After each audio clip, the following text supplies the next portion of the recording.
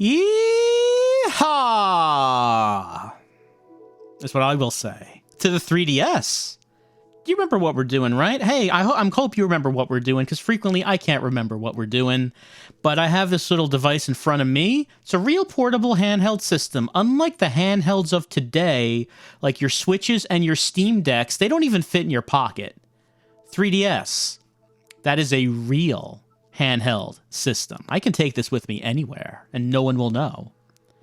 And then I'll pull it out and say, look at the 3D on the screen, and they'll say, oh shit, that image, it's like coming out of the screen, and it's still amazing to people because nothing does 3D anymore. So, I mean, it's like a little thing this has that no one else does. Dillon's Rolling Western. Why am I looking at this? Because it's a digital-only game. Yeah, let's remember what we're doing here. Looking at games that only came out digitally on the 3DS eShop. I mean, there's some exceptions in where something might have come out like on iOS. There have been that, but mostly it's digital-only exclusives on the eShop because the 3DS eShop is shutting down, and that means that these games are going away. Dillon's Rolling Western was only on the eShop on the 3DS, so this is the first game of a trilogy, and that trilogy is digital. So, hey, are you a fan of Dillon? I don't know. I don't know if you are. I can't speak for you, but this is a trilogy that there will be no way of getting legitimately, I guess. The last game in the trilogy did get a physical release in some regions, but not in North America. But this one here, Dillon's Rolling Western, digital only, no way to get this game legitimately once the shop slows down. Legitimately. We all know the real ways of getting it. It's just that the point of this series is to point out there's bunches of games that you can't actually get in any sort of legitimate legal way once the shop goes down. It's not to say you can't get them, it's just that there should be ways to do that. Okay, so this game came out in February of 2012. Like I said, first game of a trilogy. We're going to check it out.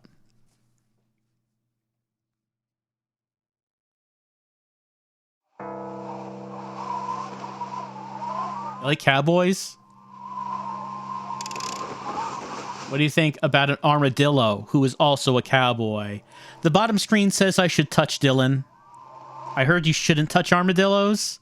They give you leprosy. Is that true? I don't actually know if that's true or not. They say they give you leprosy, but I don't know if they do. I mean, I don't have any armadillos where I am, so it's not actually something that would come up. I've heard that, though. Touch Dillon. And let's go. He murdered whatever that was. Anyway, started this up to make sure it works, but we want a fresh save to see the opening cutscene.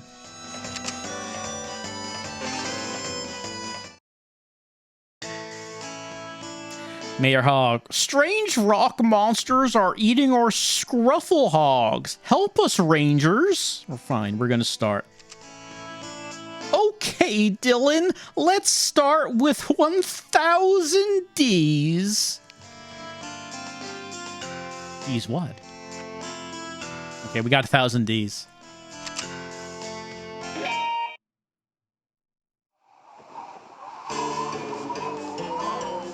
Under the baking sun on the desert plains of the new frontier, there lies a village built with blood, sweat, and tears. One day, strange rock monsters suddenly appeared and started eating the village's livestock. Hearing of the settlers' plight, a wannabe ranger and his partner rushed to the wilds. A brave young armadillo with a troubled past. A past he would rather remain unknown. His name is whispered in the back streets and alleys. And that name is... the Red Flash. He thought it was going to be Dillon. It wasn't.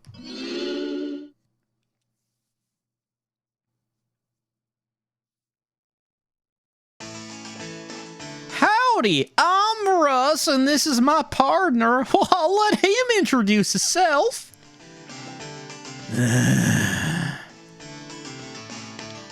Haha, sorry. Dillon's well. How can I put this? He's the strong, silent type, you see? Shoot, I don't care as long as he's a good fighter.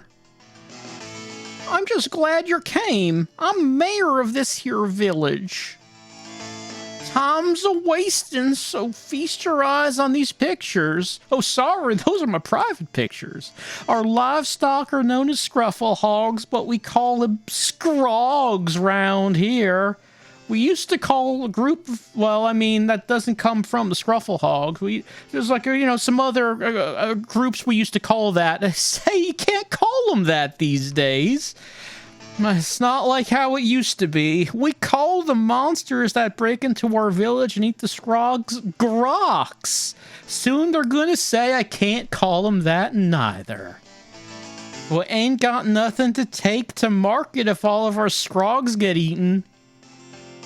If there's nothing to sell, our businesses go bust, and that means game over.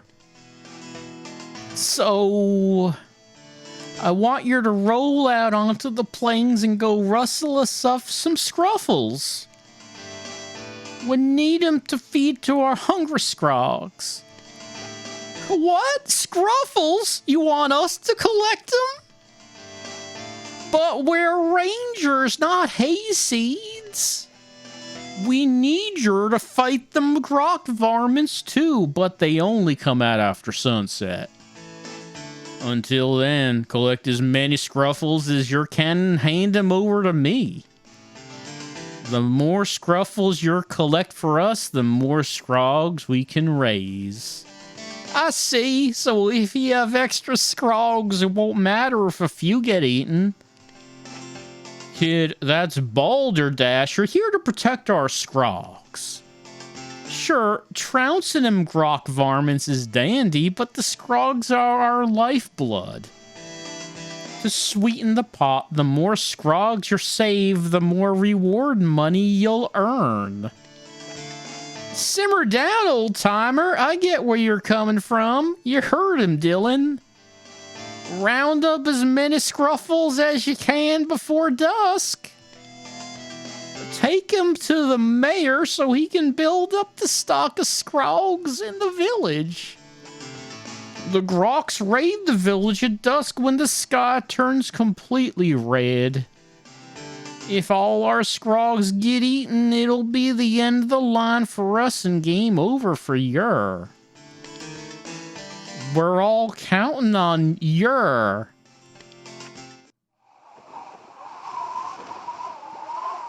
Dillon, time's wasting. You need to get moving. Use your dash roll. Slide the stylus towards you, and then release. You do exactly the same thing to accelerate. To brake, touch the bottom screen and hold on until you come to a halt. Want me to explain again? Okay, let's roll. All right, he's got his little vehicle there, little gyrocopter. Okay, we can walk around like that. The face button's not doing anything at this time, nor the shoulder buttons. D-pad not doing anything, but I can use the touch screen to do this. Boom. And I can move around. We can be a Sonic. Oh, I can go in here. Yes, sir. What are your orders? Okay, so could build something, but what? Tower is cheap to build, but easily destroyed. It's the only thing we can't afford. I guess we might as well see what happens. Roger, Ranger. Lookout established. I guess we'll be finding out how that might be helpful. Let's win this battle.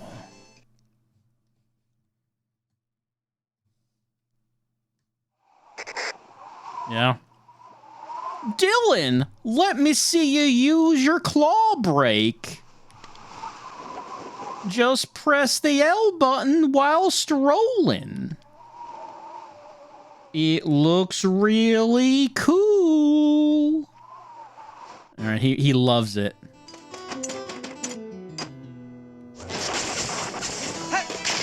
There we go. That's my big break. All right, so I don't have to roll into them. I could just walk into them. That's fine.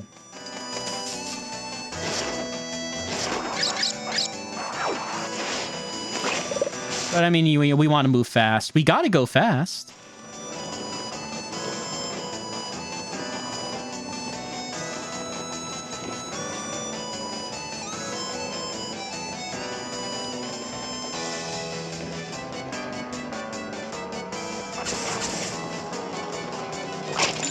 Okay, I can go through these rocks and get the money. The money hidden in the rocks.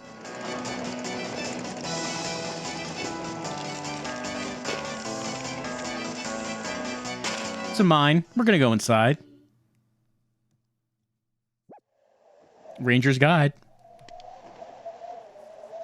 Mine locations change on a daily basis. That's right. Mines tend to move around. We all know this. If you find one, get digging at once. Get ready digging or get ready dying. That's what they say in Dillon's Rolling Western. So can I not... Okay, I need a full charge to do that.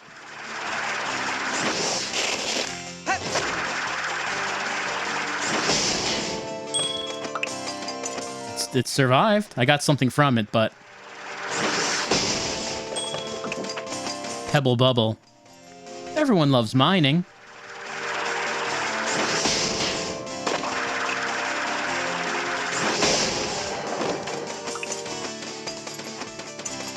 Alright, I guess that's everything in here.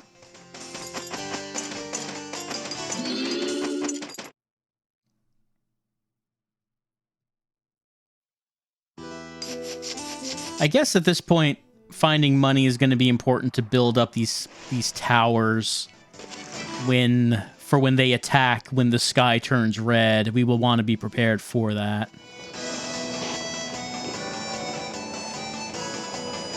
What do we have here? It's a den. Can I... Okay, maybe that's where they're going to come from when the attack begins. What's going on up here? Oh, they're just cactus. That's all that is.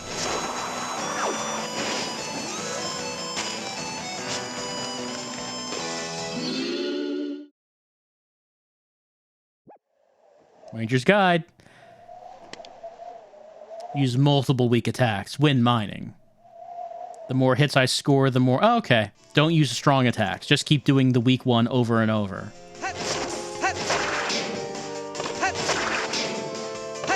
That does make sense. That's how mining really works. Just don't hit it as hard as you can. Just hit it as lightly as you can, repeatedly, and you will get more gems out of it. I feel like that checks out.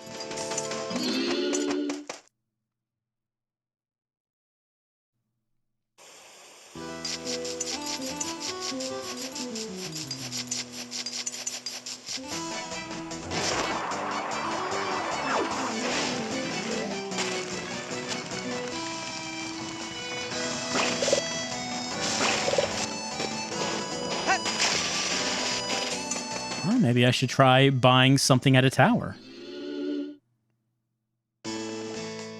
Yes, sir. What are our orders? You know what's weird when there's a text box? I just instinctively press the A button to advance. It doesn't do anything. Face buttons don't do anything. I tap the bottom screen with the stylus to make it go. And that's weird because to select an option here, I can use the D-pad or the C stick. But pressing the button doesn't do anything. After I select the option on the top screen, I then tap the stylus on the bottom screen to select that. That seems weird to me. I don't know why it works like that. I mean, it works, but I keep trying to press the button because it seems like I should be able to do that. I don't have enough money to buy any of this. I thought maybe I could have money because I did some mining. I do not have enough money.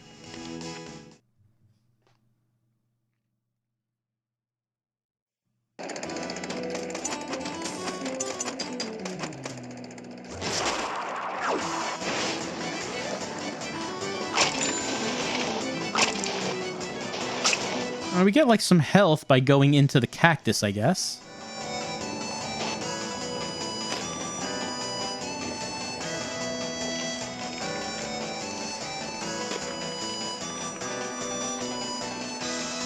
Slow rolling.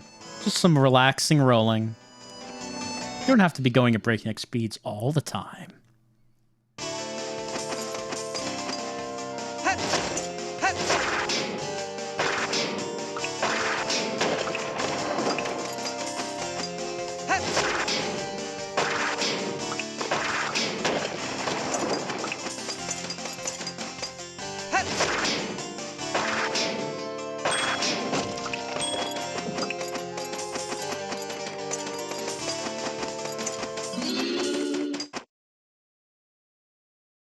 Also, you kind of have to wonder. The frame rate is not spectacular when we're outdoors. You kind of wonder that, okay, it's a larger area, but if this is how the frame rate was going to be, that, I don't know, maybe not make a larger area. I don't know.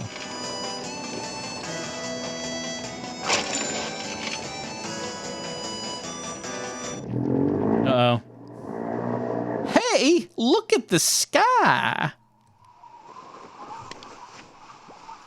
The village will be locked during a raid. If you've got business in the village, do it now. All right, so looks like that we can just go back to the village. What would we do in the village? Like if we hang out here, and then we're going to get that raid. Can we prep? Buy anything in the village that would be useful to us? The only thing I bought was a defense for one of the towers so far.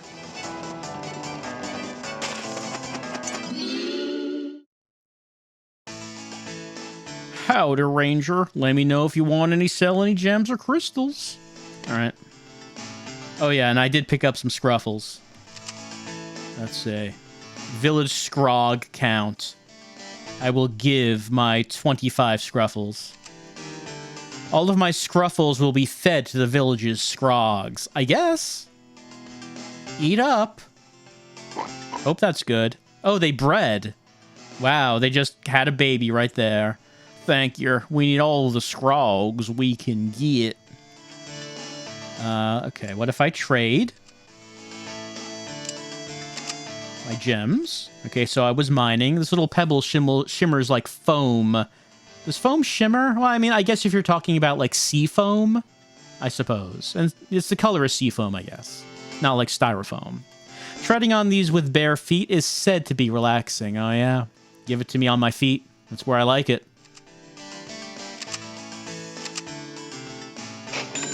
And earth dew. Crystal form when moisture on stones evaporated, causing particles to fuse together. Beautiful.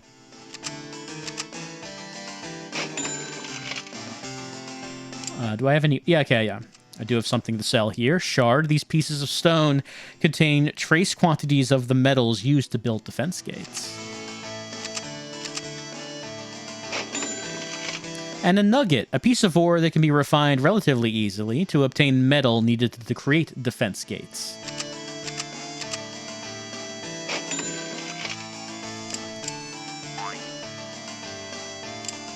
And anything we want to buy, we can buy a tonic. Highly effective, fast-acting restorative. Do not drink right before bedtime. Sure. I will buy one. You know, I don't think I have enough money to, like, upgrade any of those towers, so sure. Why not buy another one? Why not buy another one? We have 3 tonics. Hopefully that will come in useful. Because I guess the defense gates... Well, I mean, I guess we could have built more defense gates.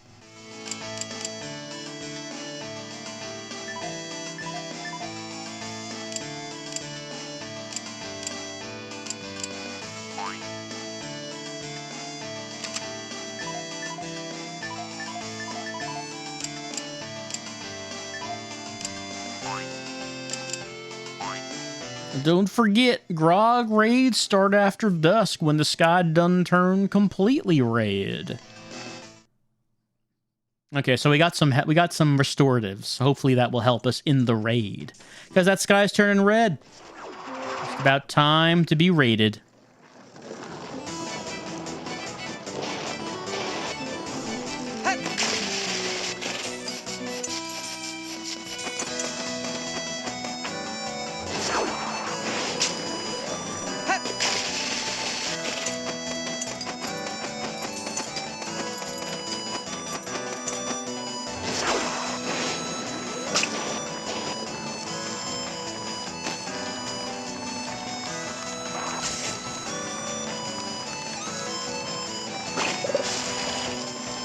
Oh, well, these are back. Unless I didn't get these. I don't think they were... Like, I don't know if they came back after I went in and out of the village.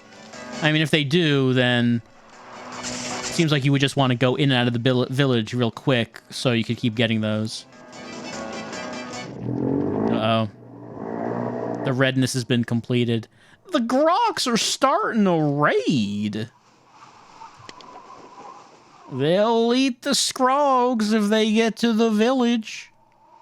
But if you can defeat some first, then... ... Less damage to the village means more money for you. But if all the Scrogs get eaten, well, then it's game over for us. Now let's show them what we're made of. Is he going to help the squirrel? Like, he doesn't seem to be doing anything. And here they come. They're coming out of that den. They're hungry. Hungry for animals. Incoming. A new foot grok.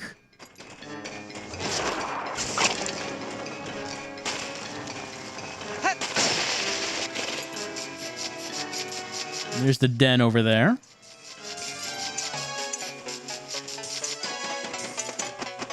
Oh, there he is. Now we can see him on screen. All right.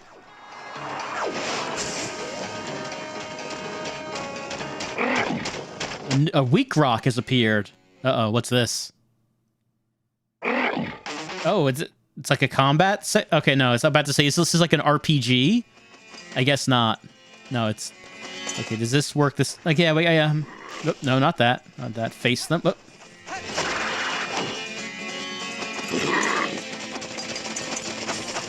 About to say, is this like a turn-based thing? It is not. It would have been pretty funny if it was like a turn-based combat system.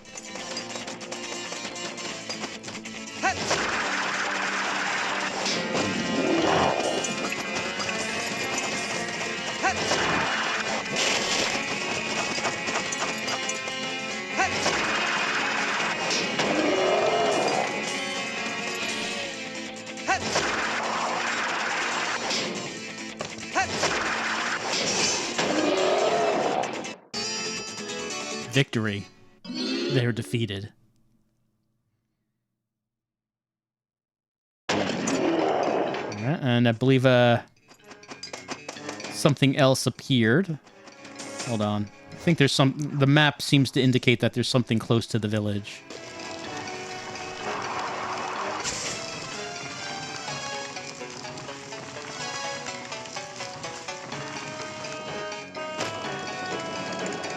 Alright, that tower. Is that tower going to slow it down? No, it's just walking right by it.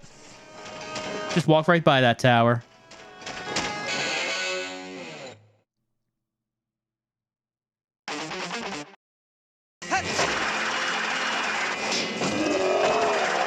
I feel you should be able to, like, hit a bunch of them at once. I guess it kind of seemed like I did kind of get a few of them when they were close together. Yeah, that seemed like it went faster than the first one.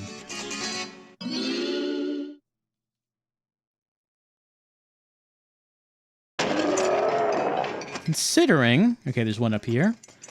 Considering that the way it works is that everyone is going to walk towards the village, is there a reason to, like, not stand by the gates of the village? Because we go into, like, this battle segment, And I assume that the others are not moving around while we're doing that? No, I guess I don't know that. They might still be moving around on the map. I'm not really looking at the map right now because I'm looking at the battle screen, but yeah, they might still be moving around as I'm fighting. Whoops, not that.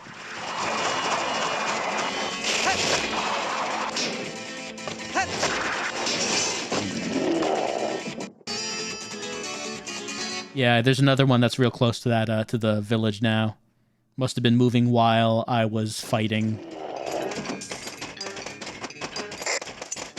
Protect the village? I know. Gotta protect it.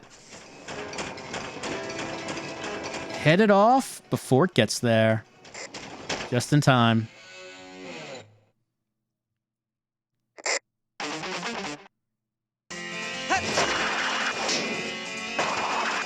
Okay, so you can get more than one at a time, so that's good.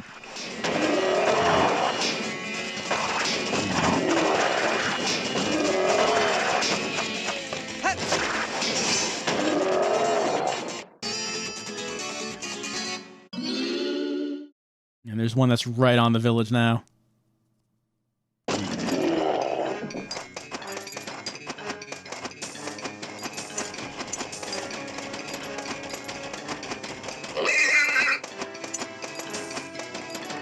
Yep, okay, I guess it got in there.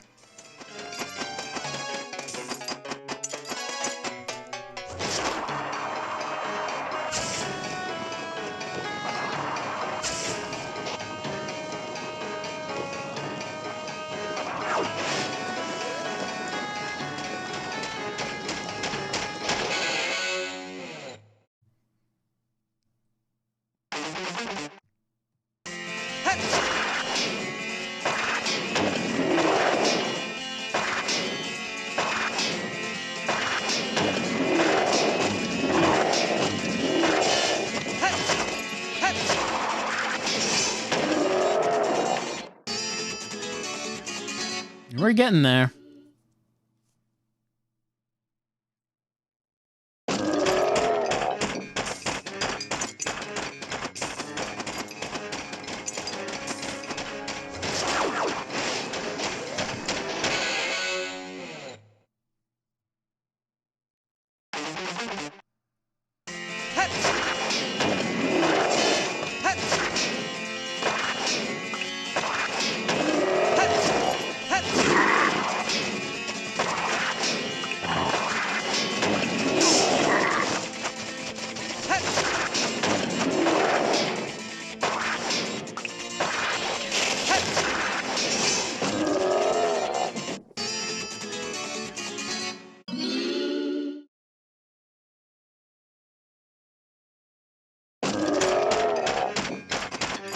Looks like there's one right here. Yeah, okay, just somehow walked by me. So big, had to do that.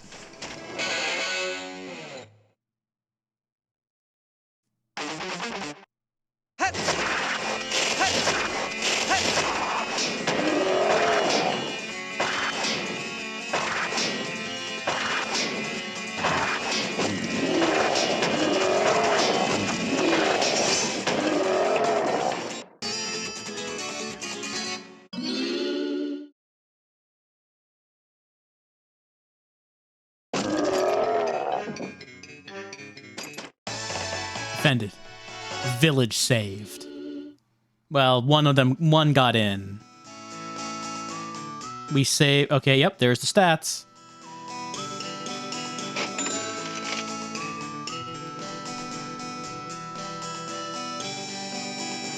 Shroud saved 8. Rocks defeated by Dillon, 7.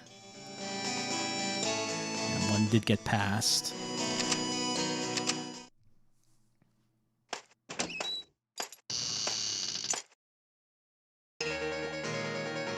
You did well today. You deserve a break. Let's just rest. Well, we're just gonna rest here. I think that's probably enough of this little look at Dillon's Rolling Western. Well, shucks, he's not bad at being a ranger for Greenhorn. It's only because he's got such a capable partner. Ha! I didn't do anything. If you got time to kill, how about working on the defense gates as well? What's a defense gate? They're big old gates built out of ore from the mines. They stop the groks from getting to our village. But if they take too much damage, the varmints will destroy them. Thanks for all you did today. Bed down for the night, and I'll see you tomorrow. We're bedding down. And yeah, I think, yeah, sure, I'll save. But I think how much mileage you're going to get out of Dillon's Rolling Western is just how compelling you find the basic gameplay loop to be. And I don't find it to be all that interesting or fun, really. Good morning, Dillon. I heard tell that the groks raid a village for 3 days in a row. And their raids get stronger by the day. Hope you enjoyed that thing you just did. You're gonna do it 2 more times. So we need to arm more and more towers with weapons.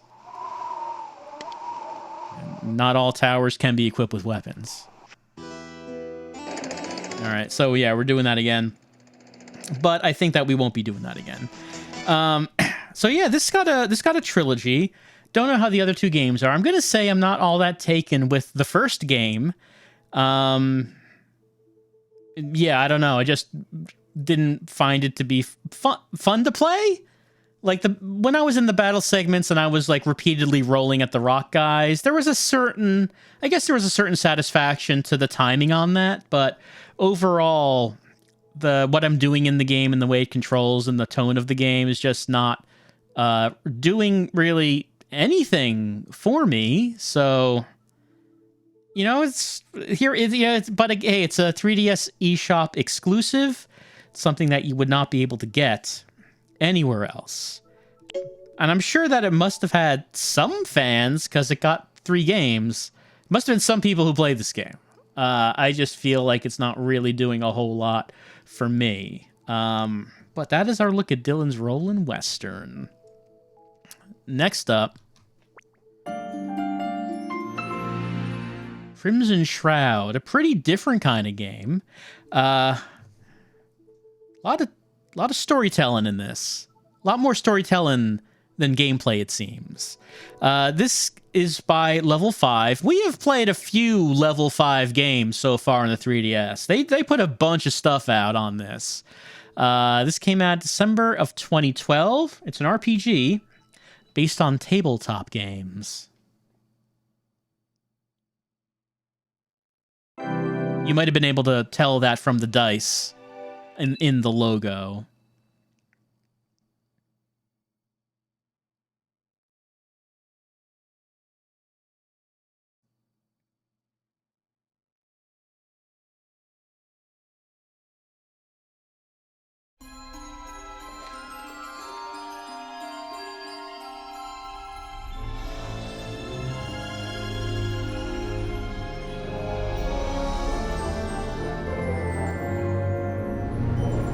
Lost treasure.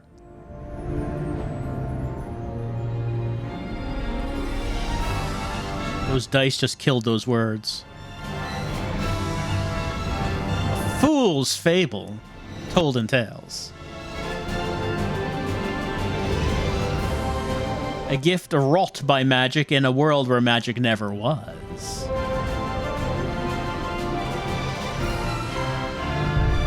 But is it blessing or curse?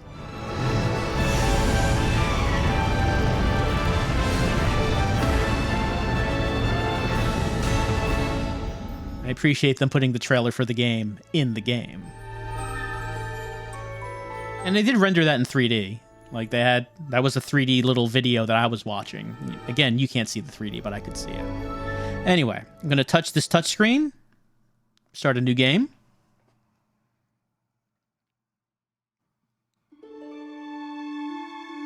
Prologue. A world without magic. Until the gifts brought magic to the world. But gifts from whom and for what purpose? None can say. Some claim God gave these gifts to mankind. Others say they are temptations, devil sent. There are many gifts now in this world. Some contain powerful magic, others less so. They have made easy what was once unthinkable. It is hard to imagine life without them. Of course, all began with one single gift. But you already knew that, didn't you? This is a tale of those who would quest for this origin of miracles, the Crimson Shroud. May God have mercy on their souls. He who receives a gift sells his liberty. And they really have strong thoughts about receiving gifts.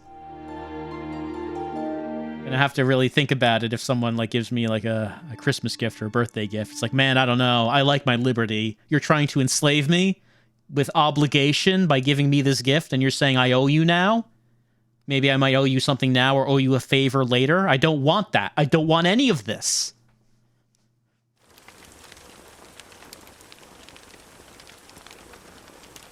Flint is beginning to lose his patience. Not because the 3 teams he sent in haven't returned, not even because he has no idea what's killing them. I told her there was nothing she could do. One little quiche girl against that. And what good are the barber surgeons if they won't mend who and what I say? The dark take their oaths. A girl of 16 or 17, you know, go either way on that, lies on the chair before him. Old enough to be a woman, so say the libertarians, but by her face, still a girl. They believe in mental maturity here. Sweat beads and jewels on her olive skin, and her breath comes painfully in gasps as she sleeps. The chair is a crude affair, cloth stretched over a thin wooden frame, made for quick assembly near the battlefield. Not much in the way of comfort, but better than the hard ground. Flint glances down at the cloth strips used to staunch her wounds. The barber surgeons have clearly been about their bloody work here. Yes, you can tell. Look at these bandages she has. Clearly my doctors have been working here, doing their bloody job. But the fresh bandages have already run through with red. My doctors are bad at their job. The reports said her wounds were not light, and he sees the truth of it here. No time to nurse her back to health now. Flint knows her name, her face, her skill. She is one of the quiche, a heretical, godless people. They see the will of heaven in the movement of stars, and hear the laws of earth in the whispering of spirits. This is their way. They have no land of their own, roaming with no heed of borders. Many wonder openly why the conclave affords them such protection. This particular quiche, Freya, is none other than the famed chaser Gyake's partner. Gyake! The dark take him too! Sometimes I think the man's sole purpose in this world is to bring me grief. Chasers are like hounds, trained for the hunt. They track down fled criminals and the like. But where hounds work for loyalty, chasers work for gold alone. Gyake is one of the best, and Freya is his right hand. Yes, his right hand comes off. Hilua power, my lord. But Hilua contains toxins. Poison to a weakened heart. Another one, Flint thinks. As useless as the surgeons, and he's one of mine.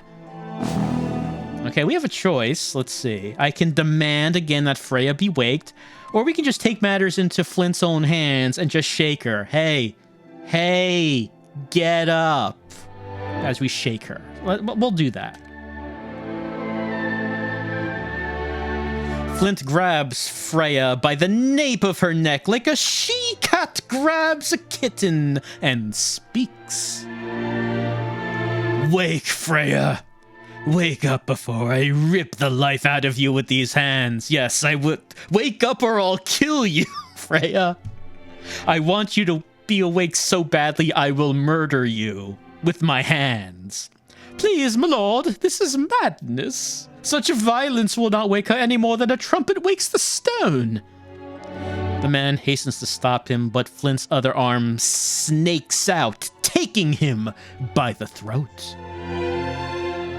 I applaud your adherence to the codes, up to the point that it interferes with the safe return of my men. Not beyond. Flint notes the familiar look of fear mingled with regrets in the man's eyes. With shaking hands, the man pries open Freya's mouth, forcing a slender metallic pipe down her throat. Into this, he pours a slurry of medicine. Chug, chug, chug, said the doctor. When all is done, he exits the tent, careful to avoid meeting Flint's eyes. A heartbeat later, Freya wakes.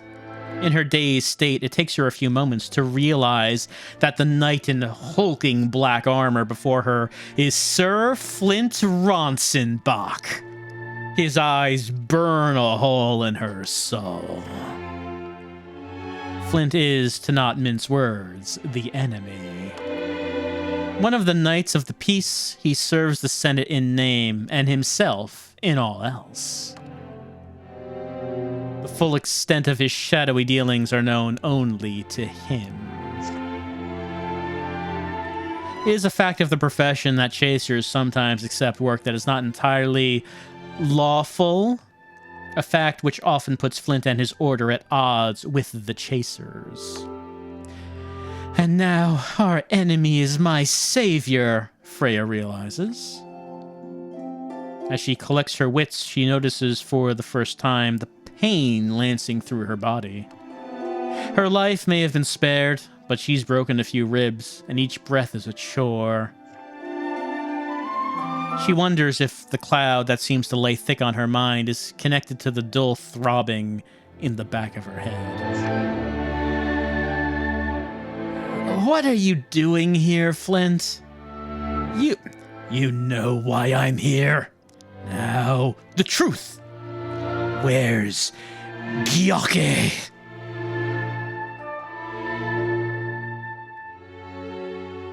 Where is Gyoke? Maybe he's at the first gate.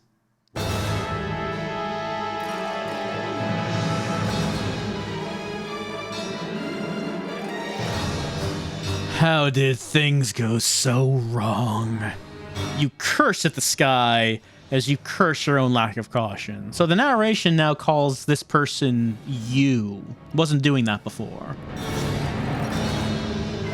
The man, the one in that spreading pool of blood, isn't moving. You wonder at his wounds, but realize that leaving your cover would make you a target for more arrows.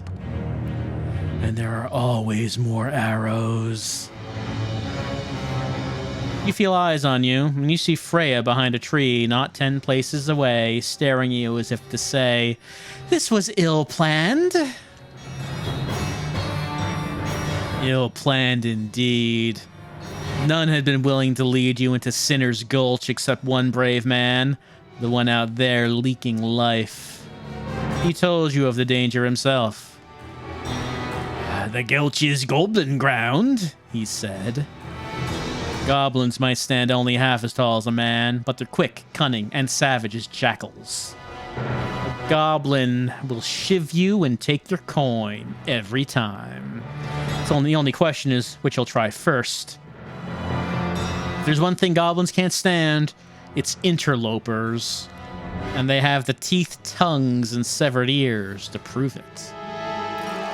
They don't bother putting up signs. The scalps that fringe their warrior shields give notice enough. All this you knew. You've seen your share of battles. There are enough notches in your blade to put a hardened knight to shame.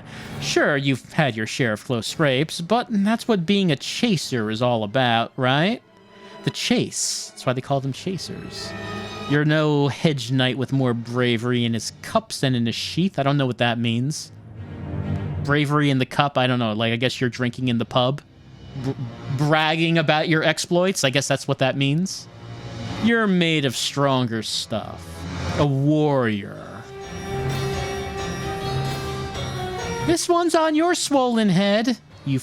Okay, under her breath. This one's on your swollen head. You hear Freya curse under her breath.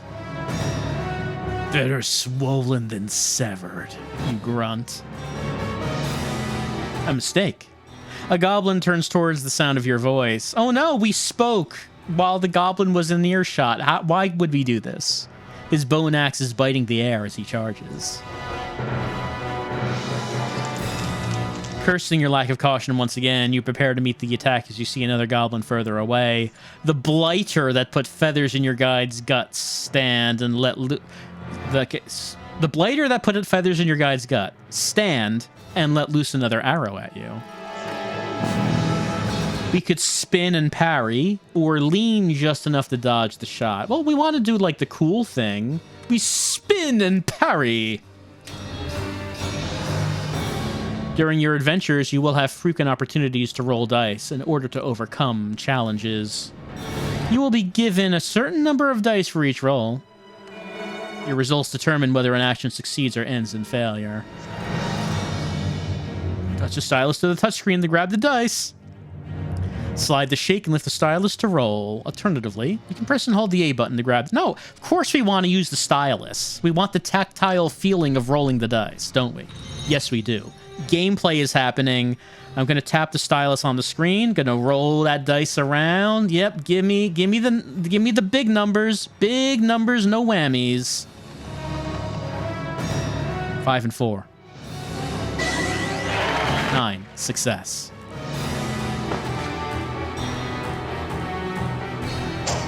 You spin and knock the arrow aside with your sword, only to see another following right behind it. A ruse that I somehow had enough time to think, even though the arrow is in midair heading at me. Though you parry the first arrow, now your weight carries you directly into the path of the second. The arrow is about to pierce your side when the air around your body seems to shimmer and harden like translucent armor. Freya's sorcery.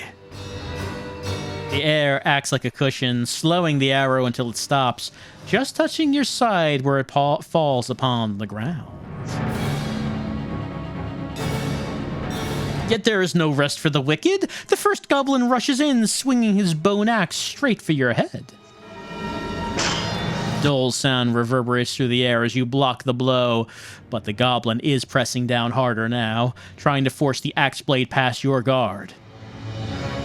You push back with all your strength until your arms tremble with the strain, and it is all you can do to retain your grip on your sword. Just then, 2 arrows streak over your shoulder, plunging straight into the goblin's arm. The goblin staggers backward, ripping the 2 arrows from his flesh and tossing them aside. If I didn't know any better, I'd say you're slipping, Gyoke! You turn to see your partner, Lippy, standing with his bow at the ready, a grin across his face. Took you long enough, Lip. A short distance away, you hear Freya growl. Grrr! Don't get your small clothes in a bunch. I'm on it. You raise your sword. Time to show these goblins what chasers are made of. The answer?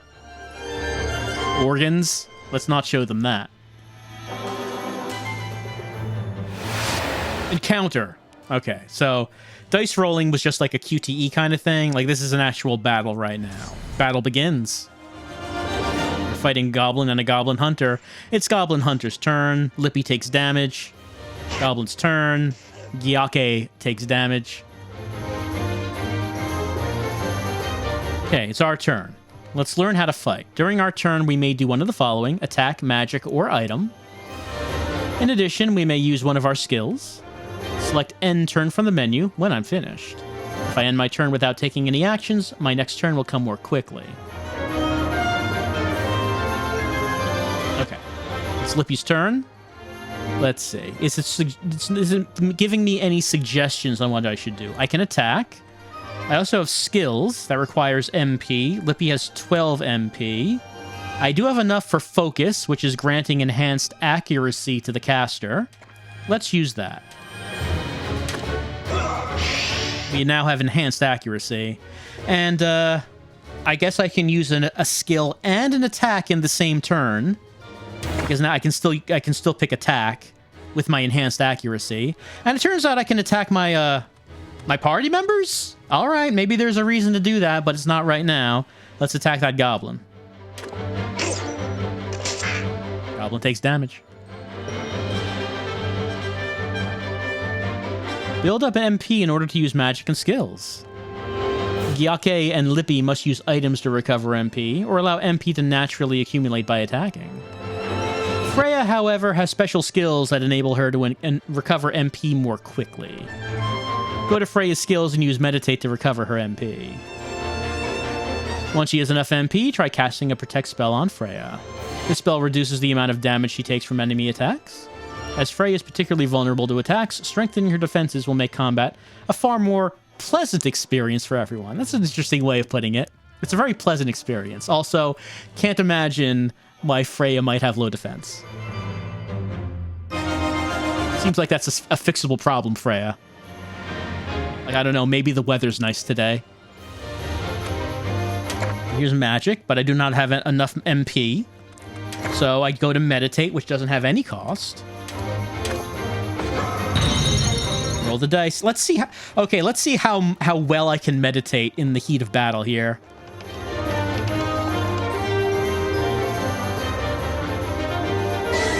Pretty well.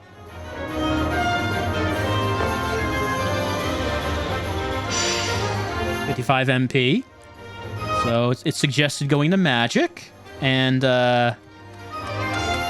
protecting Freya.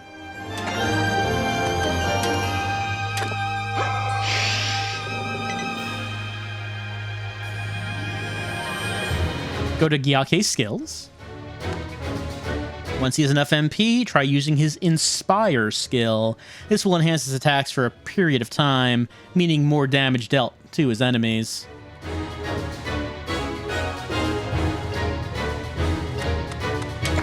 Alright, Inspire uses 12 MP. Grants enhanced attack. Cast it on Gyake. Alright. Now let's go with attack. Let's go to attack that goblin with our enhanced attack. Enemy's turn.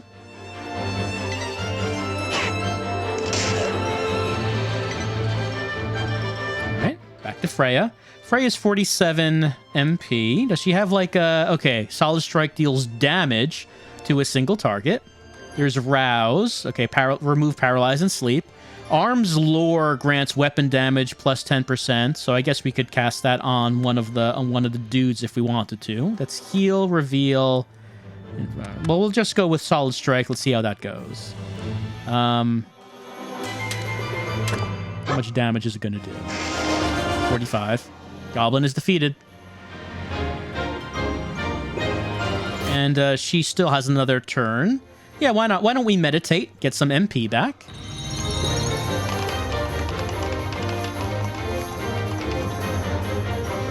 Not as much this time.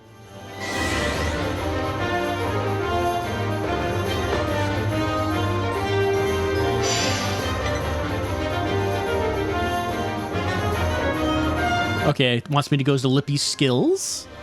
Once he has enough MP, let's use focus. This will improve the accuracy of... Oh no, I already tried that. I already did that. Okay, so it's suggesting it now, but I already did that in his first turn.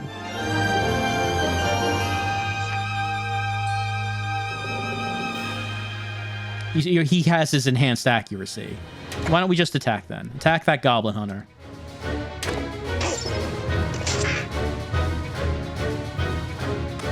on. With skills, sure, why don't we cast Focus on him again?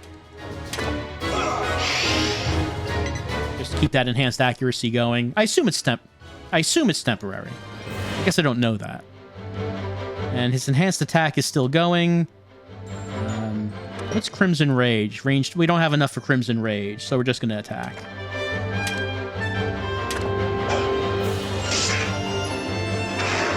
Goblin Hunter is defeated. We were victorious! Win or lose, our results are displayed after each battle. We can review the battle from the screen by selecting Log. When we finished reviewing the log and results, select Done. We cannot return the results screen once we left. Alright, show us the results. It's up there. Nope, I clicked on Done. Never mind. Okay, so I guess we can take... after battle, we can claim items from the spoils. Each item requires a certain amount of barter points. We earn those during battle. Who are we bartering with? The goblins are dead. Tap on an item on our touchscreen or you select press A button. Item name will turn red. Required barter points will be subtracted from our total. Okay, what can we afford? Our performance in battle determines the amount of barter points we have to spend. Barter points reset after each battle. They're not carried over. Spend as many as we can. Let's see.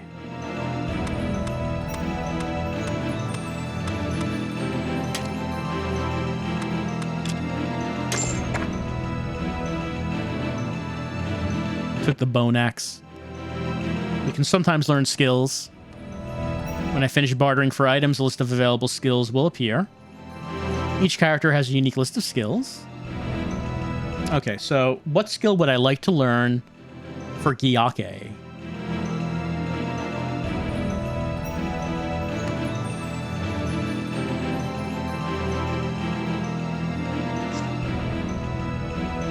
Each character can only learn one skill at a time. They can be learned in the future if you don't learn them now.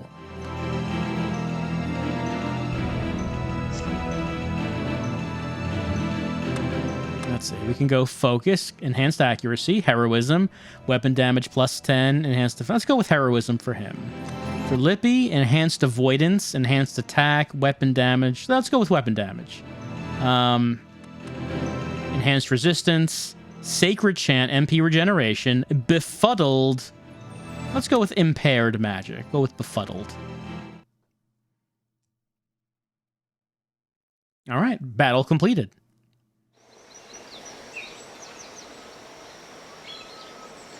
Good work. You've defeated the goblins and gotten your team out of a pinch. I don't like surprises, Gyake, Freya says.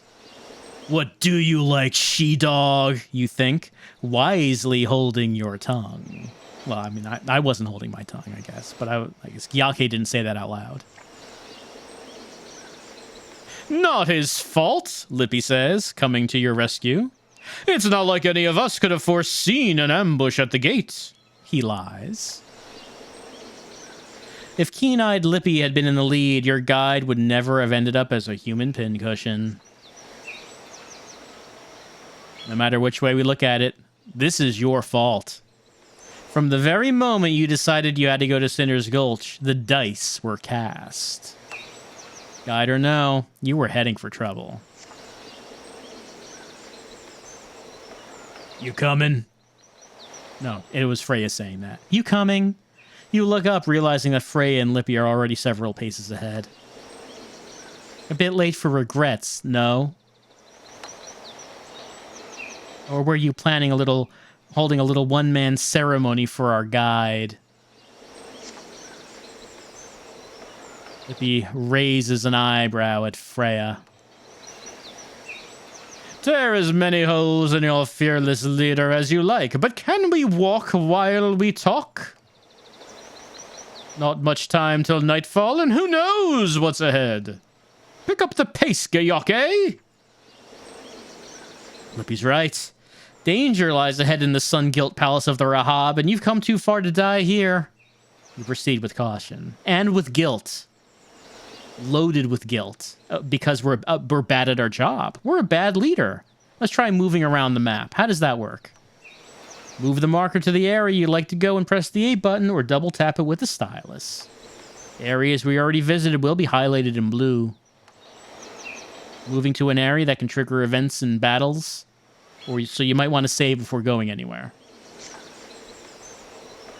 In fact, you can only save when you're looking at the map. That means no saving during an event or battle.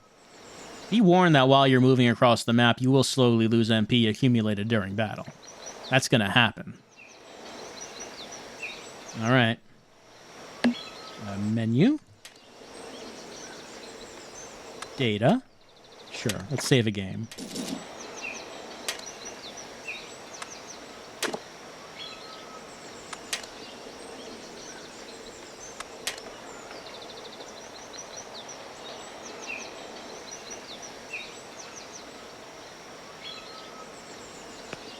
There's second gate up there.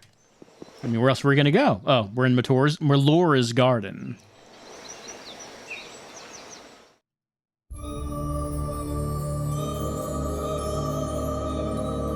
The chasers are finders of lost things and people. Mostly people, but a chaser isn't picky as long as he's paid. Lost lovers, debtors who ran in the night, stolen boys and girls, escaped murderers. Marks come in all flavors, but few like this. You followed a thin thread of rumor from land to land until your feet led you here to this place. The sun-gilt palace of the Rahab. It is said that the king built this palace for his queen, though that was more than 1,000 years ago. Reliefs done in sparkling blue lapis lazuli adorned the perfectly hewn limestone walls. When the slanting rays of the evening sun struck the palace, it glowed with the brilliance of gold. Now its vaulted ceilings have crumbled, its pillars failed, and its walls fallen under their own weight. It is a ruin, and experience tells you that ruins house worse than just goblins. You know, just looking at that word, I thought it was lust instead of just. I was like, lust goblins? Uh-oh. No, it's just goblins. It's not that kind of game. I don't think it is.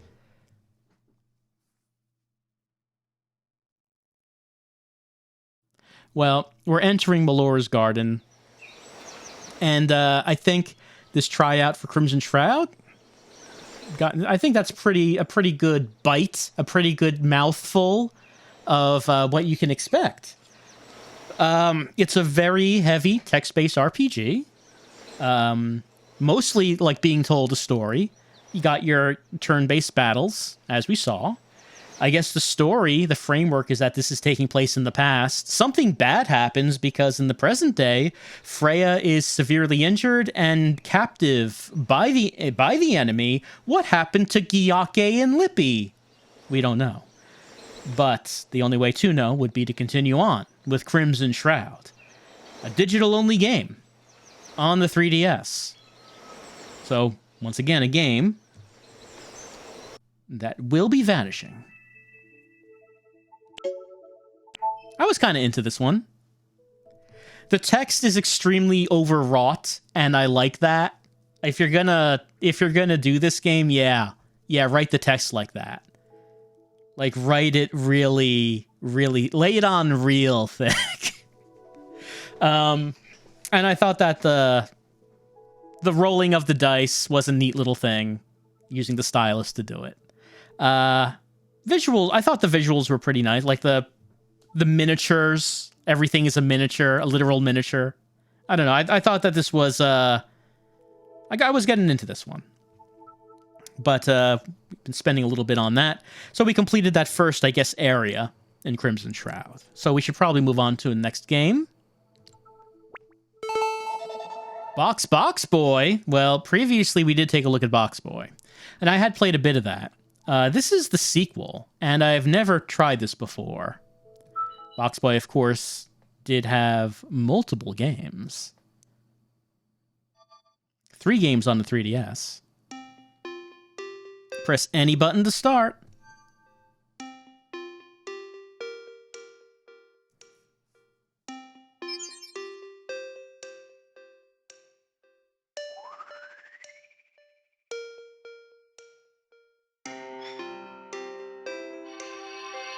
Now, will I understand what's happening if I didn't complete BoxBoy 1?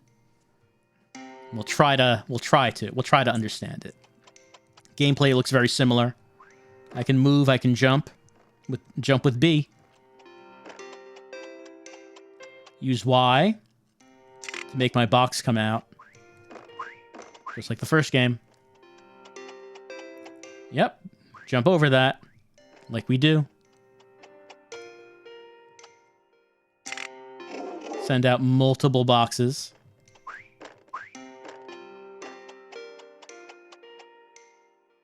Make stairs with my boxes.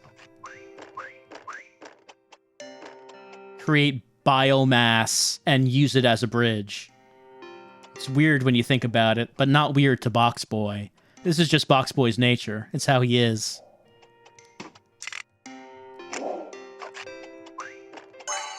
He likes crowns, too.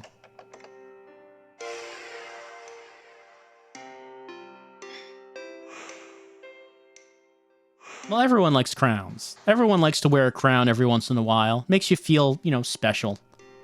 Maybe you don't do it in public. Oh, this is automatically happening now.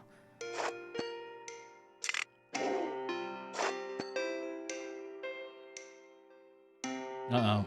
We can't open that door. What do we do, BoxBoy?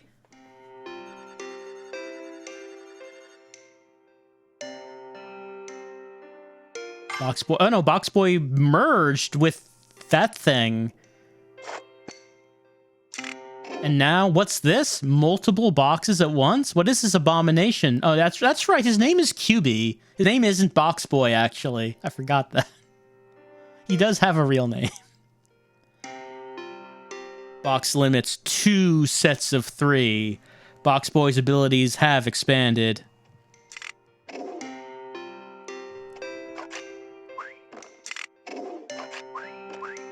The possibilities are endless now. Oh, well, yeah, that's fine.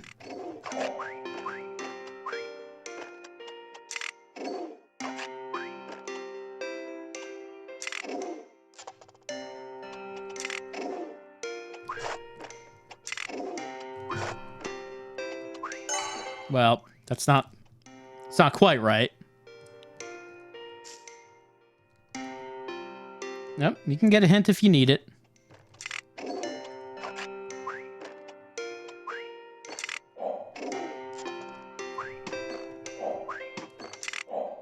See if I don't want to do that. Push myself off. BoxBoy's body will give way to his boxes. Well, I mean, I guess I could just, like, do that. No reason that we can't do that.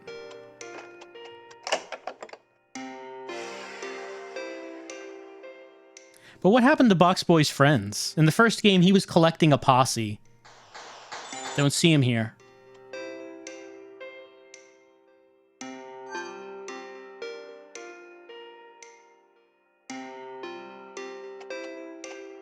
Look at this gap. Can BoxBoy overcome it? I believe in you, BoxBoy. I believe you can do it. He did it. Alternating bridges.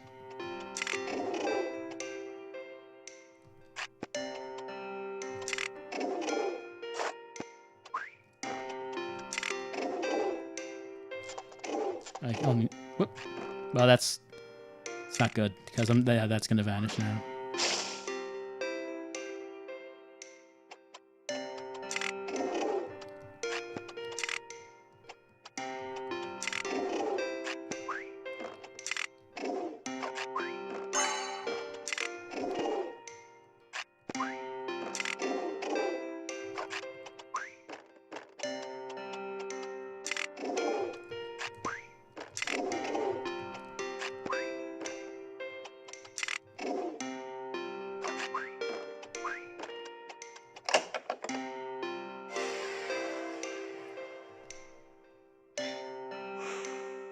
Why doesn't BoxBoy wear his crowns? He likes to collect them, but he doesn't actually like wearing them.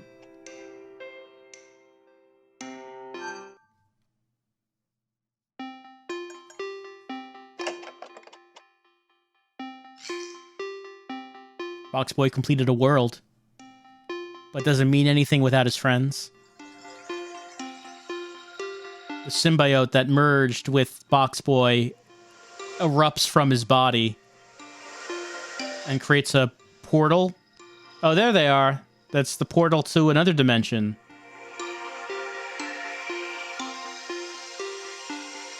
There's the title up there. BoxBoy was looking down on him the whole time.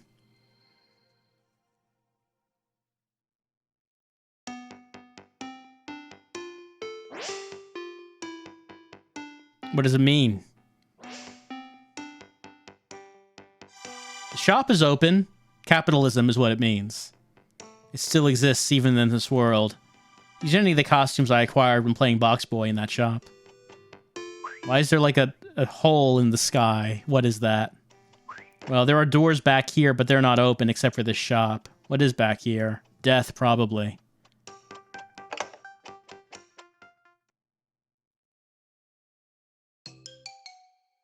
Take a break from stacking boxes and read QB's comics. Is he drawing the comics? Use my medals to unlock them. Yeah? You might think I'm a little square, but actually I'm a cube. This is fine. QB's very talented.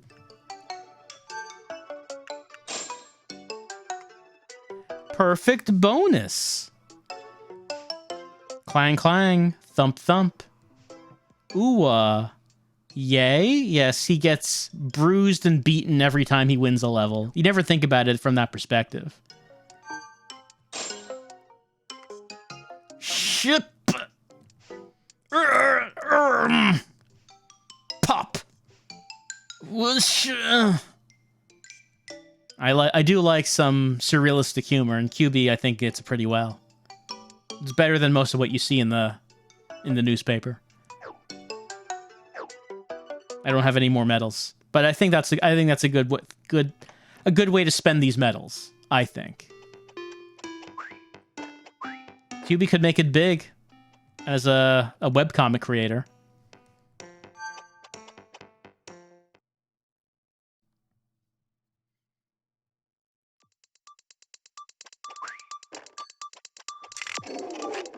That's not what I meant to do. There we go.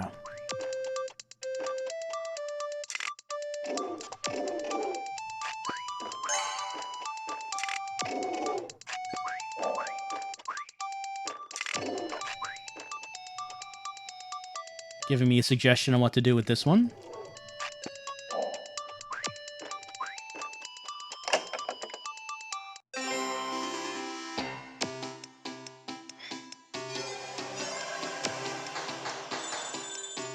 Getting thumped on the noggin.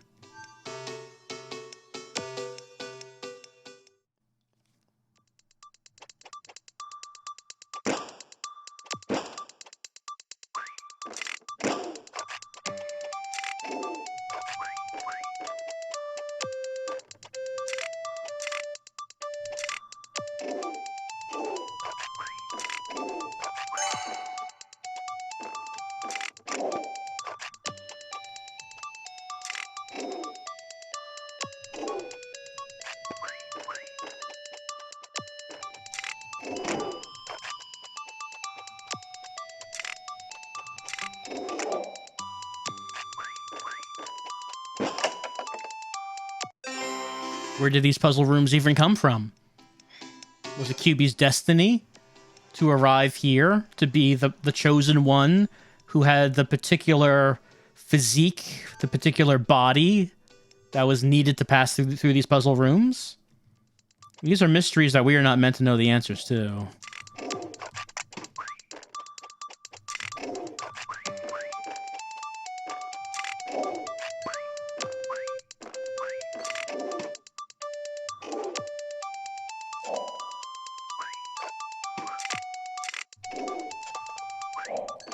you can't like make one come out below you. Is what I was thinking of.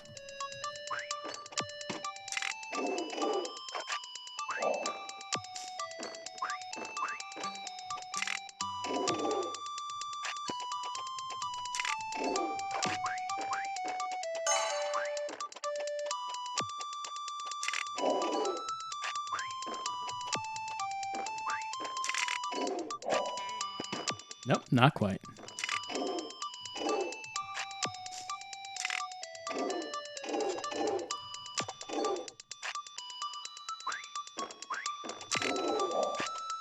There we go. Oh, that's fine. Oh, no, it's not fine because I did not have enough boxes to get that. Well, I guess QB's gonna have to go without this crown. This doesn't. Stage clear, it says, but QB does not feel accomplished. I have to leave here without that crown.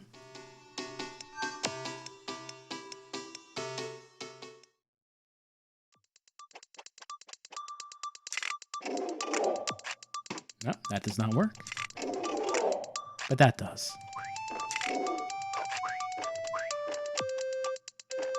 Is this like, considering how this sort of eliminates the one of the limitations that QB had in the first game?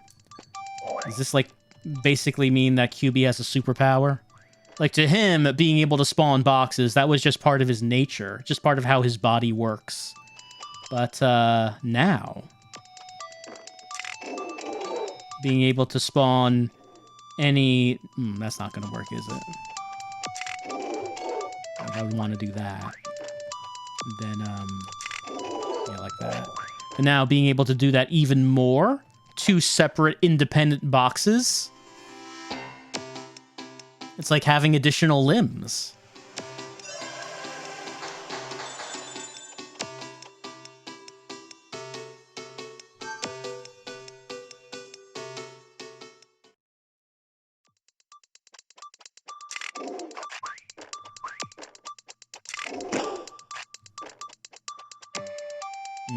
Oh, it's probably mentioning that I can just press X to disintegrate my boxes. I guess that's the first time we actually had to do it.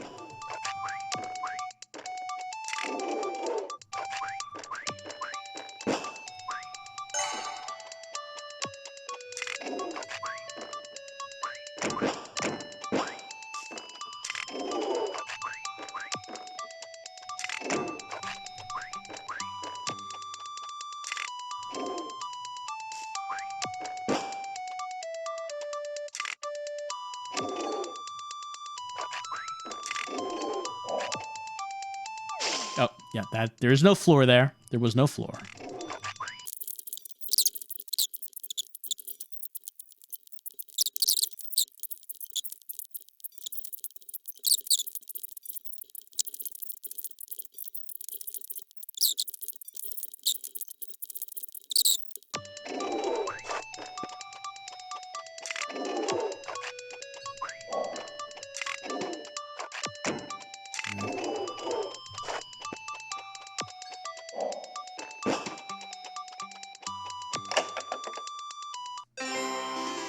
Nah, the jumping wasn't going to work.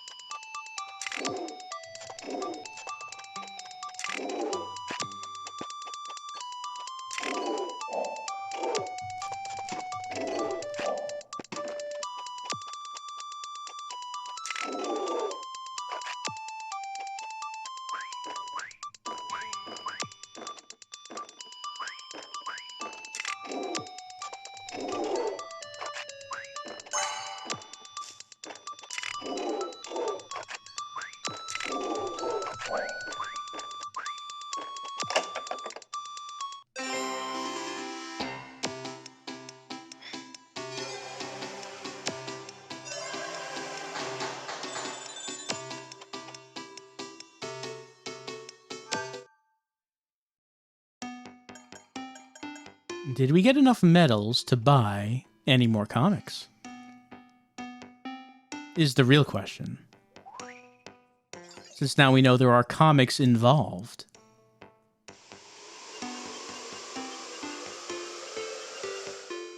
Okay, so completing the world expands the hole. It grabs the hole and stretches it wider, ever wider.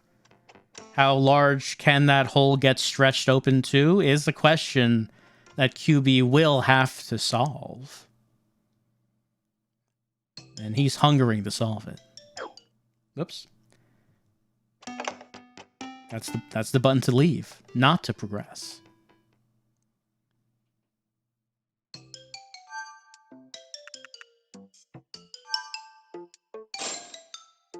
QB faces a new foe. Biz. Biz. Biz. Whack. There we go. QB elongated himself, ejected biomass out of his body to kill the annoying bee. Ancient secret. Is this the last of the comics? What historians don't want you to know? Don't tell me that QB is a conspiracy YouTuber. Pyramid. Yeah. Oh, it's made of actually like little boxes. Holy shit. I've never actually been to the pyramids, so I can't confirm this.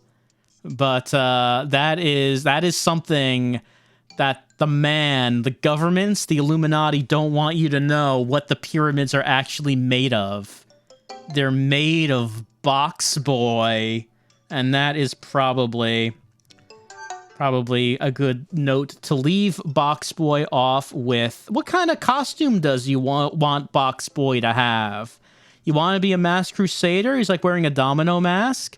What about a rapper? There we go. Bust out some rhymes, QB. A ponytail? It's the flattering do. Superhero? There you go. He's wearing a cape. A knight? What about the devil? What about Satan? Wizard? How about wizard? Ninja? Well, we can't really see those. You can buy costumes if you want. You can do that for QB. Music? You can unlock music from the game. All right, so BoxBoxBoy. It doesn't seem to be like a huge departure from BoxBoy. It seems to be more BoxBoy. But what if BoxBoy mutated and now had more box? More, he consists of more box now. Like, you don't need to change BoxBoy, you just need to make more of BoxBoy. And that's what he's doing. He's a little, like, idle animation. Look at that. He's like doing a little dance, stretching his legs. Look at that. So, yes, we have increased his biomass in BoxBoy 2, BoxBoxBoy, the second game of the BoxBoy series. Just like the first one, it's just a real mellow, relaxing thing with small puzzle rooms where you make boxes and try to figure out how to get through the room and get the crowns. And that's what this is. The second game for BoxBoy.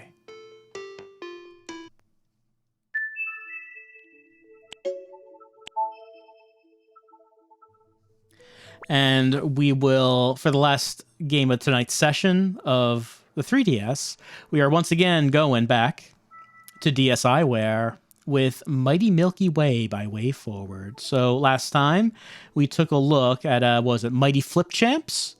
That was the first of the Mighty games. This is the second of the Mighty games, and the second one to come out on DSiWare. Apparently, this is actually, according to Wikipedia, this is the last game officially released for the DS in Japan.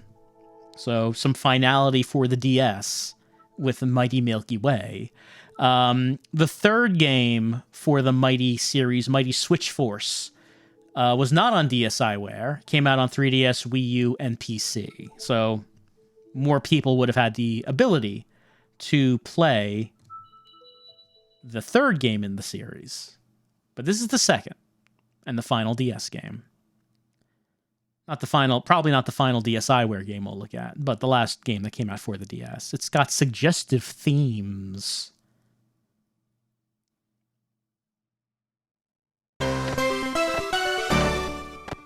Way forward.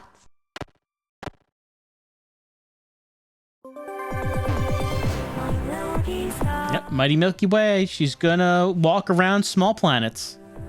She's like the little prince. So, how are we gonna do this? All right. There's like something above us. I tapped. There she goes. She gets pulled in. This is the planet tutorial. Delete save. No, tutorial's fine. Gets sucked into that black hole. She gets spaghettified. All right. See the girl in the space skier? That's Luna. She's on a very important assignment. The details are classified, but we volunteered to help. Wonderful. Start with the basics. Tapping the planet will pulse it. I will do that. There we go. Do it again. We destroyed it. Pulsing a planet will make Luna jump off from wherever she was standing. We'll damage the planet by pulsing it. If you pulse a planet tight twice, the planet will explode. We eliminated this innocent planet by pulsing it twice. Luna feels no guilt about doing that. She will do it to your planet. She'll rebound off the bouncy walls until she reaches a planet to land on. Looks like we have a planet Candy orbiting Luna. Let's use it up and make a planet. Tap where I want to make a planet. Just it has to have sufficient room. There we go.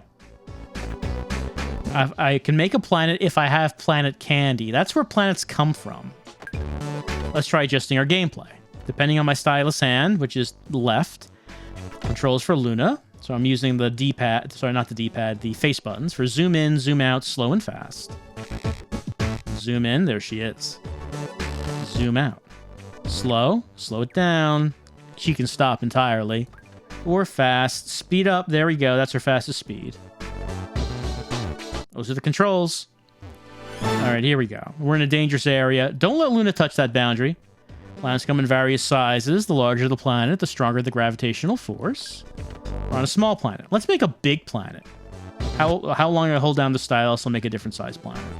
Try pulsing off to where there's room, then hold down the stylus. Okay, wait for her to get to, like, the north side. Pulse. And then let's hold down. Feed it candy. There we go. The objective is to navigate to the goal gateway. I can see it on the map, so let's go to it. All right. Wait for her to get under it.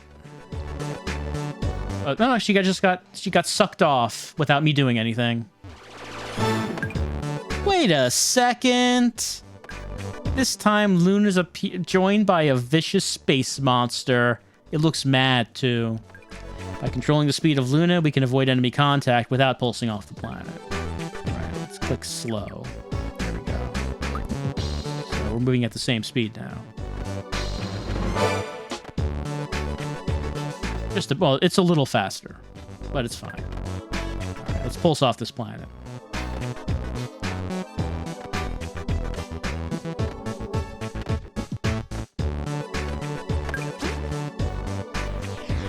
Watch out for where pulse monsters are headed. We don't have to worry about that one.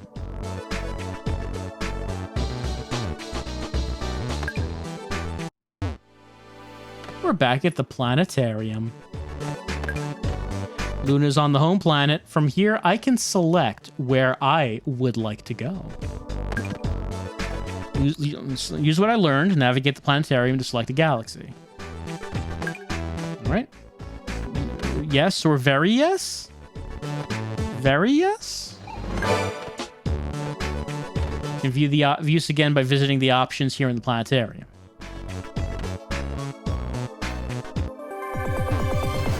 Okay, so I'm done with the tutorial planet. That's the start. Now let's go to the first one. Let's go to number 1. I assume that Luna cannot destroy her home planet. She wouldn't want to do that. Which one do I want to do? Let's do 1-1.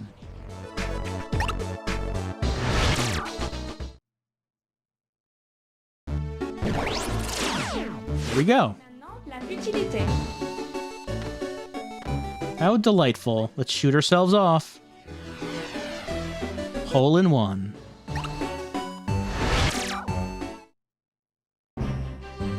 Look, a little picture there.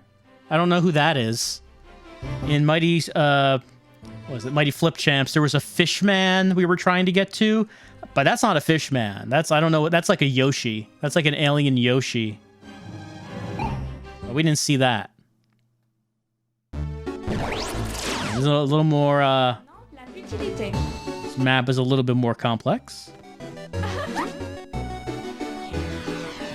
I need to make a planet. Let's make one like here.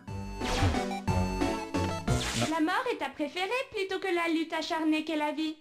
Should not have made that as big. The planet was too big and too close to that line. Et maintenant, la futilité.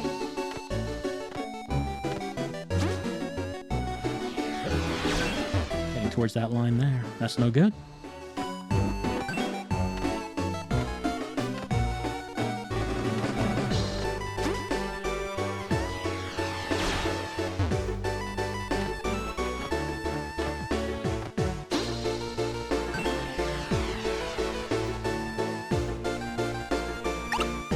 There she goes. Yep, destroying a planet with her mighty jump. She's so happy about it, too. C'est tout?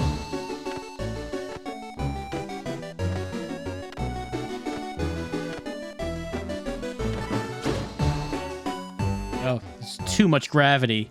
We're just gonna have to destroy this planet. It would have left it alone, but it left us no choice. It's the only way for it to get our freedom. The planet has to die for Luna to live. Just how things go. It's sad, really.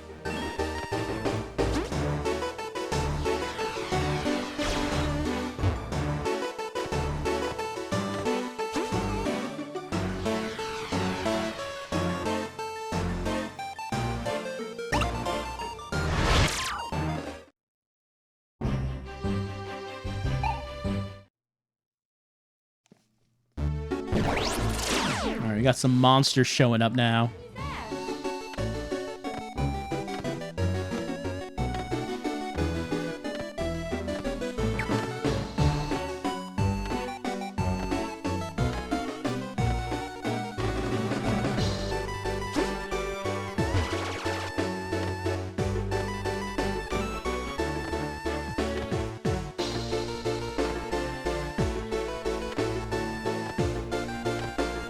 This planet's big, so I guess we'll have to destroy it.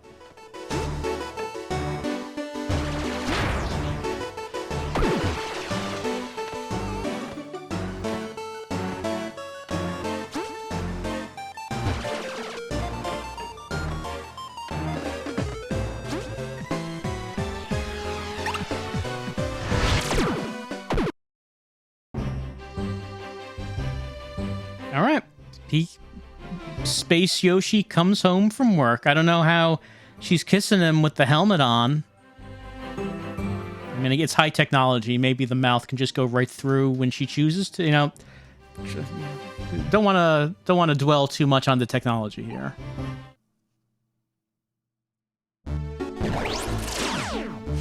C'est l'heure de mourir.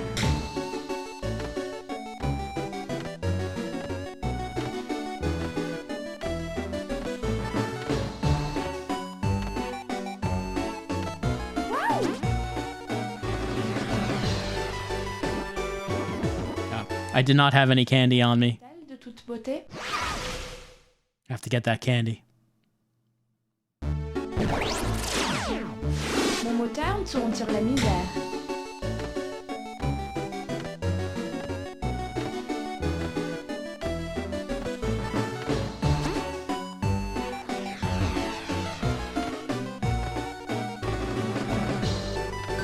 Gotta get our planet candy so we can make the planets.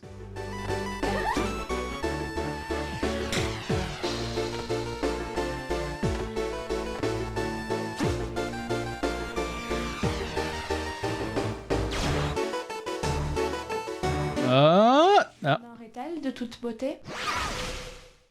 That gravitational pull was not enough. La victoire et la défaite ne se distinguent point.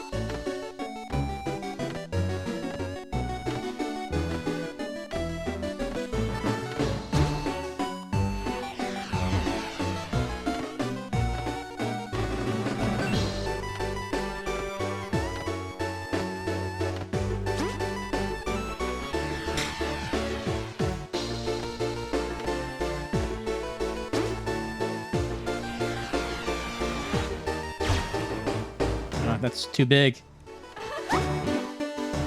Yeah, she's gonna walk into that line, unfortunately.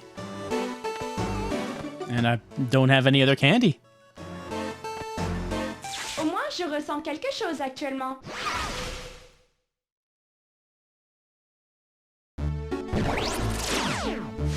C'est l'heure de mourir.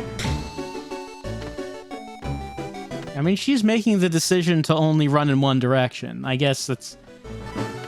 She can jump from planet to planet, but changing directions is not really in her wheelhouse.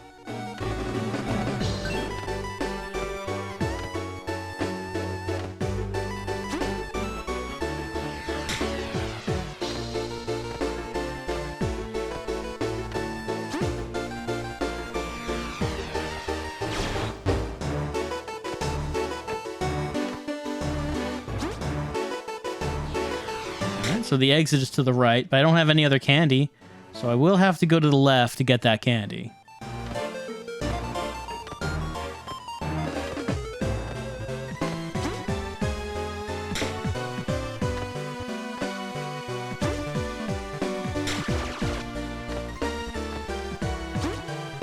That's... nope. Wasn't gonna make that.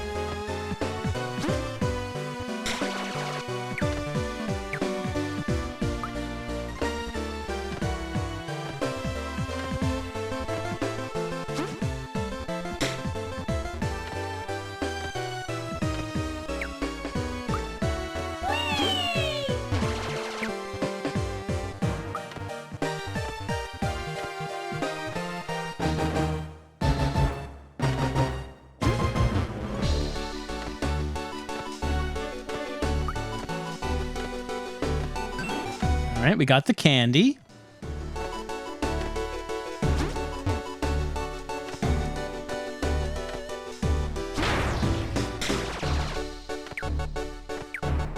I'm guessing we can't destroy the metal planets. I might be wrong about that, but we'll see.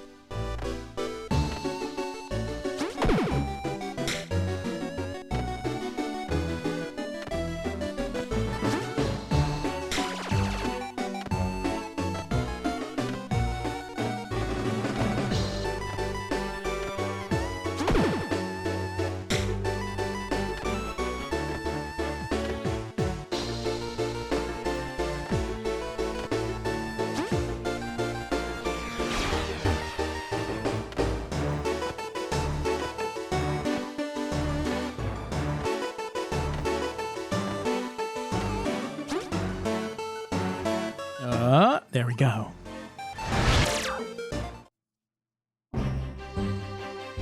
We did it. And she and Yoshi look very happy about something.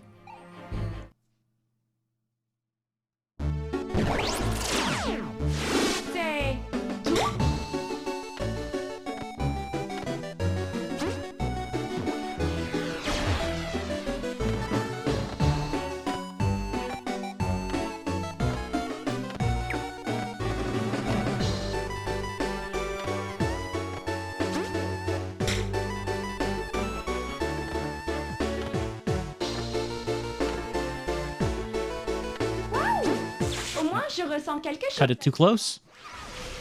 Oh, wait, that pink line, that's not electrified.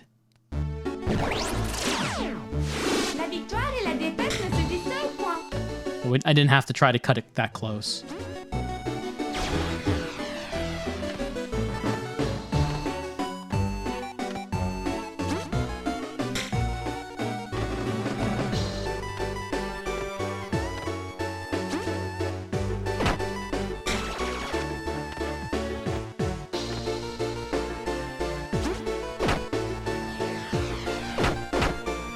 No, not quite. That's not going to do it. De toute beauté. Trajectory was wrong. I used the candy. I guess I don't have to use the candy right away. Because when I jump off this, I'm heading towards a pink line.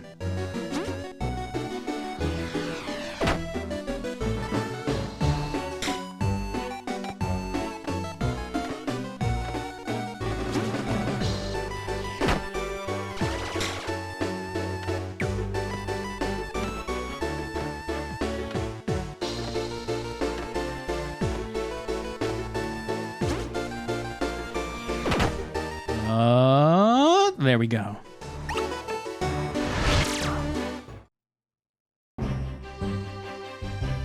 She stands on a desolate moon, which will soon be destroyed when she decides she's going to jump off of it. But for right now, it's a nice setting.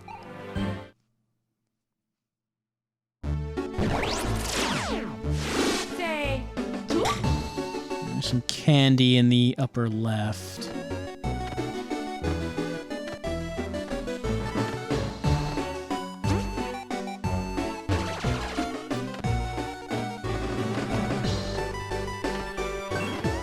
Also down as well.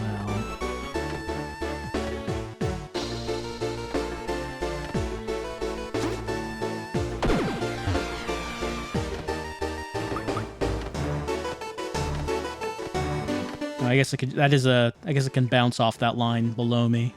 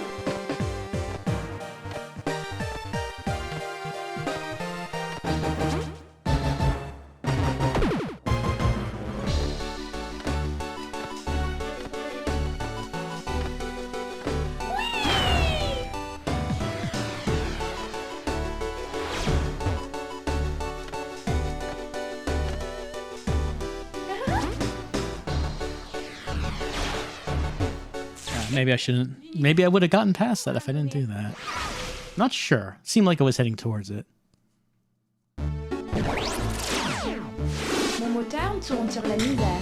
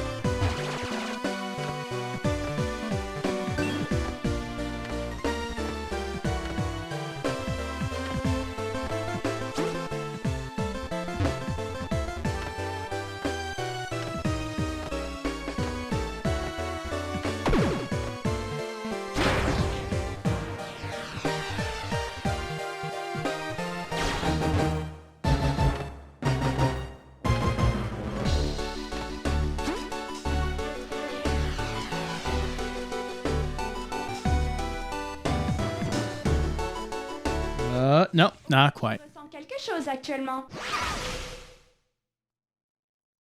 A little too far away. I mean, I could just use another candy probably. Mon moteur tourne sur la misère. Probably would have been fine to use another candy.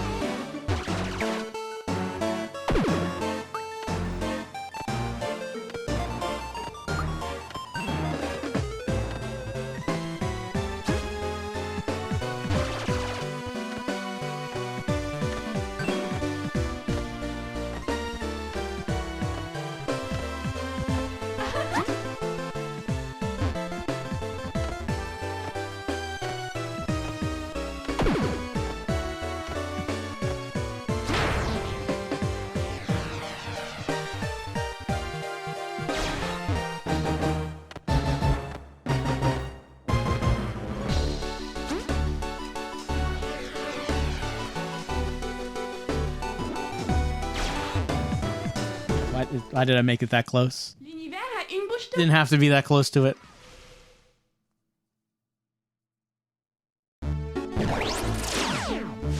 C'est l'heure de mourir.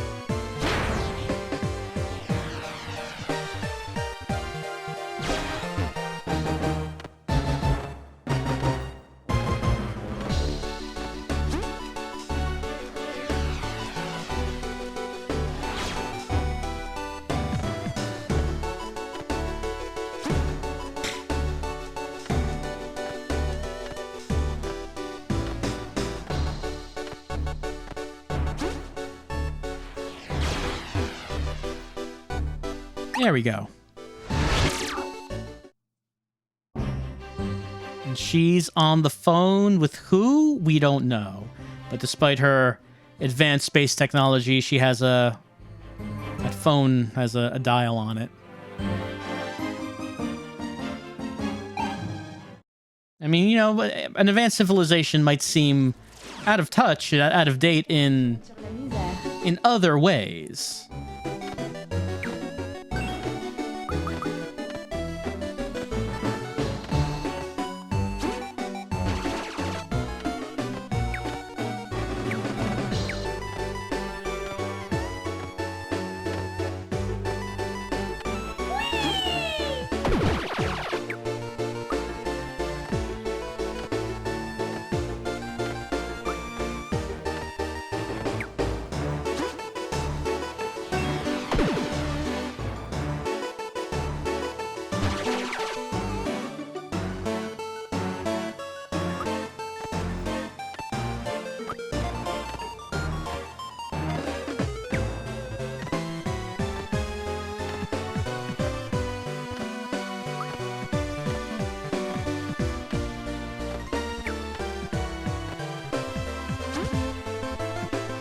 Alright, this is big, so we do have to destroy it.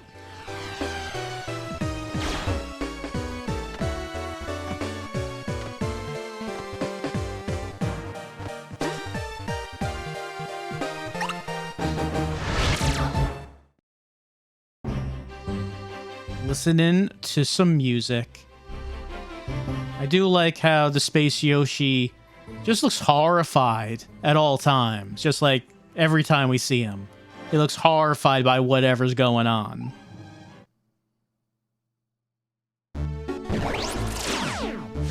C'est l'heure de mourir.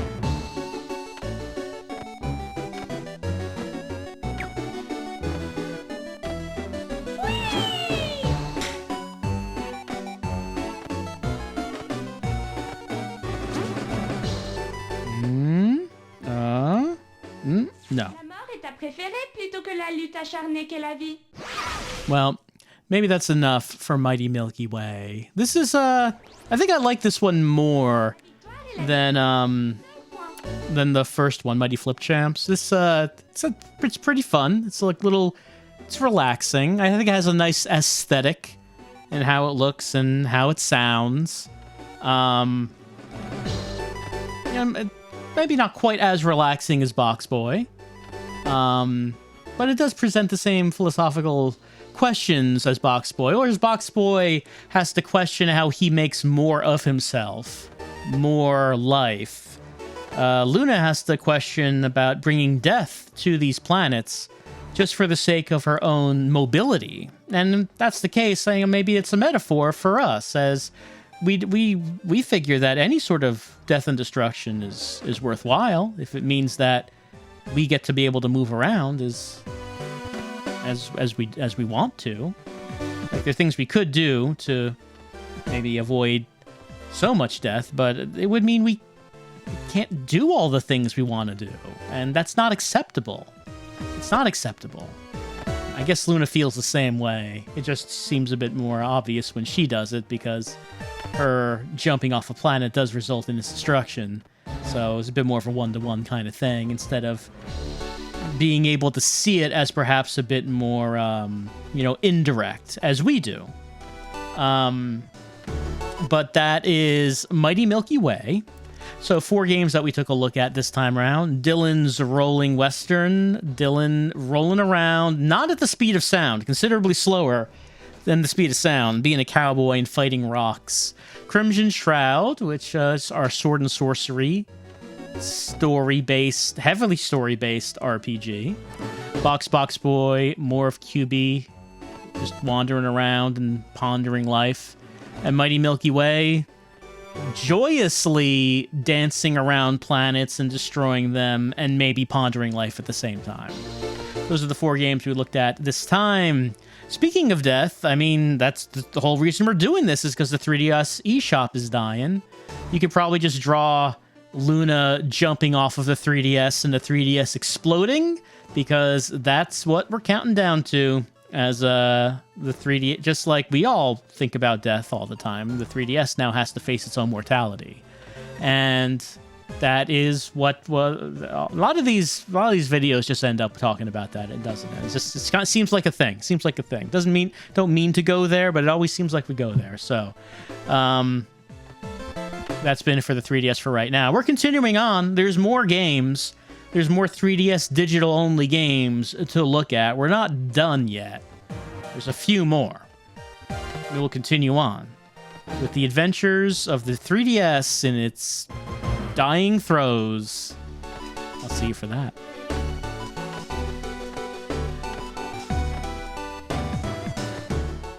Before we go, I just thought we should take a look at the English translations to the lines that Luna says in Mighty Milky Way when she dies. You may have noticed that upon death, she says something in French.